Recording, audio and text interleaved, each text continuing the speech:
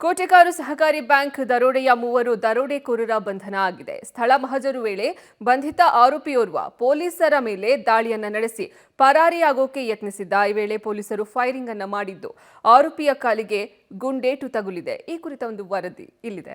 ಮಂಗಳೂರು ಸಹಕಾರಿ ಬ್ಯಾಂಕ್ ದರೋಡೆ ಪ್ರಕರಣ. ಸ್ಥಳ ಮಹಜರು ವೇಳೆ ಆರೋಪಿ ಪರಾರಿಗೆ ಯತ್ನ. ಆರೋಪಿ ಕಣ್ಣನ್ಮಣಿ ಕಾಲಿಗೆ ಕಾಕಿ ಗುಂಡೇಟು.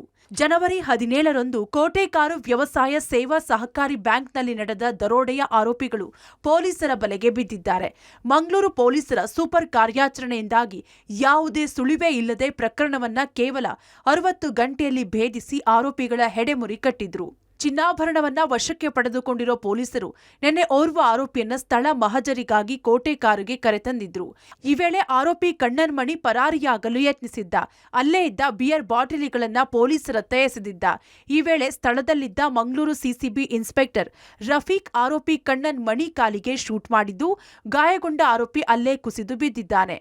ಕೋಟೆಕಾರು ವ್ಯವಸಾಯ ಸೇವಾ ಸಹಕಾರಿ ಬ್ಯಾಂಕಿನಲ್ಲಿ ನಡೆದಿರುವಂಥ ದರೋಡೆ ಪ್ರಕರಣದ ಆರೋಪಿಗಳನ್ನು ಬಂಧಿಸಲಾಗಿದೆ. 3 ಆರೋಪಿಗಳನ್ನು ಪೊಲೀಸರು ತಮಿಳುನಾಡಿನಿಂದ ಬಂಧಿಸಿ ಮಂಗಳೂರಿನ ಪೊಲೀಸರು ಕರೆತಂದಿದ್ದರು. ಈ ಸಂದರ್ಭದಲ್ಲಿ ಅವರು ಬಂದಿರುವಂಥ ಒಂದು ಸ್ಥಳ ಮಹಜರಿನ ಕೆಲಸದ ಸಂದರ್ಭದಲ್ಲಿ ಒಂದು ಶೂಟೌಟ್ ಆಗಿರುವಂಥದ್ದು ನಾವು ಗಮನಿಸಬಹುದು. ಈ ಕೋಟೆಕಾರ್ನ ವ್ಯವಸಾಯ ಸೇವಾ ಸಹಕಾರಿ ಬ್ಯಾಂಕ್ ಏನಿದೆ ದರೋಡೆ ಆಗಿರುವಂಥ ಅದಕ್ಕಿಂತ ಸುಮಾರು 1 ಕಿಲೋಮೀಟರ್ ದೂರದಲ್ಲಿ ಈ ರೀತಿಯಾದಂಥ ಒಂದು ನಿರ್ಜನ ಪ್ರದೇಶ ಇದೆ. ಈ ಒಂದು ಪೊಲೀಸರು ಟೇಪ್ ಹಾಕಿದ ಪ್ರದೇಶ ಏನಿದೆ ಇಲ್ಲಿ ಅವರು ಮೊದಲೇ ಪ್ಲ್ಯಾನನ್ನು ಮಾಡಿಕೊಂಡಿದ್ರು ಅನ್ನುವಂಥ ಹಿನ್ನೆಲೆಯಲ್ಲಿ ಇಲ್ಲಿಗೆ ಸ್ಥಳ ಮಹಜರಿಗೆ ಆರೋಪಿಗಳನ್ನು ಕರ್ಕೊಂಡು ಬರಲಾಗಿತ್ತು.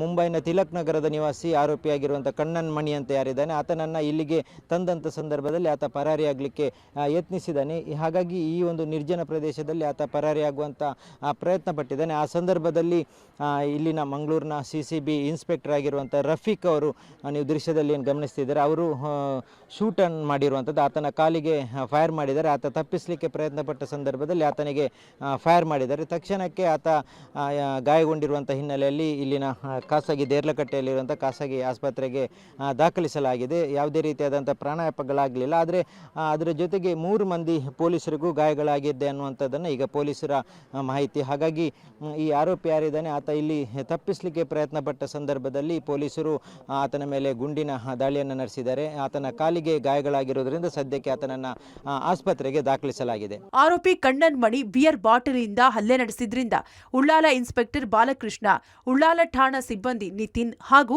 ಸಿಸಿಬಿ ಸಿಬ್ಬಂದಿ ಅಂಜನಪ್ಪಗೆ ಗಾಯಗಳಾಗಿದೆ. ಫೈರಿಂಗ್ನಲ್ಲಿ ಗಾಯಗೊಂಡ ಕಣ್ಣನ್ಮಣಿ ಹಾಗೂ ಪೊಲೀಸರಿಗೆ ದೇರಳಕಟ್ಟೆಯ ಖಾಸಗಿ ಆಸ್ಪತ್ರೆಯಲ್ಲಿ ಚಿಕಿತ್ಸೆ ನೀಡಲಾಗುತ್ತಿದೆ.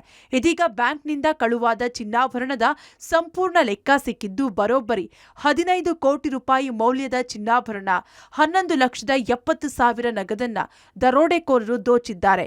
8 ಕೋಟಿ ಮೌಲ್ಯದ ಚಿನ್ನಾಭರಣವನ್ನ ಬ್ಯಾಂಕ್ನಲ್ಲೇ ಬಿಟ್ಟು ಹೋಗಿದ್ದಾರೆ. ಪೊಲೀಸರು ಆರೋಪಿಗಳನ್ನ ಬಂಧಿಸಿದ್ದು ಸಾರ್ವಜನಿಕರು ಶ್ಲಾಘಿಸಿದ್ದಾರೆ. ಒಟ್ಟಾರೆ ಪ್ರಕರಣದಲ್ಲಿ ಪೊಲೀಸರ ಕಾರ್ಯಾಚರಣೆಗೆ ಮೆಚ್ಚುಗೆ ವ್ಯಕ್ತವಾಗಿದ್ದು, ಇನ್ನು ಮುಂದೆ ಇಂತಹ ಸಮಾಜಘಾತುಕ ಕೃತ್ಯ ನಡೆಸುವವರು ಹೆದರುವಂತಾಗಿದೆ. Sukpal, Public TV, Mangaluru.